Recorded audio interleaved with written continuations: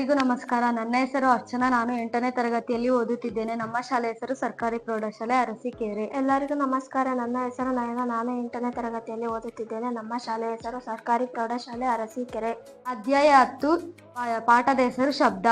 ಈ ಅಧ್ಯಾಯಕ್ಕೆ ಸಂಬಂಧಪಟ್ಟಂತೆ ನಾವು ಚಟುವಟಿಕೆಯನ್ನು ಮಾಡುತ್ತಿದ್ದೇವೆ. ಚಟುವಟಿಕೆ ಹೆಸರು ಜಲತರಂಗ. ಈ ಪ್ರಯೋಗಕ್ಕೆ ಸಂಬಂಧಿಸಿದಪಟ್ಟಂತೆ ಈಗ ಸಾಮಗ್ರಿಗಳನ್ನು ನೋಡೋಣ. 5 ಸಮಾಂತರ ಬೀಕರ್ಗಳು. ಇದರಲ್ಲಿ ಅಸತ ನೀರನ್ನು ಹಾಕೋಣ ಮತ್ತು ಒಂದು ಗಾಜಿನ ಕಡ್ಡಿಯನ್ನು ತೆಗೆದುಕೊಳ್ಳೋಣ. ಈಗ ಇದರನ್ನು ಸ್ಪರ್ಶಿಸಿದಾಗ ವಿಭಿನ್ನ ಶಬ್ದ ಬರುತ್ತದೆ. ಪ್ರಯೋಗಿಸಿ ನೋಡೋಣ.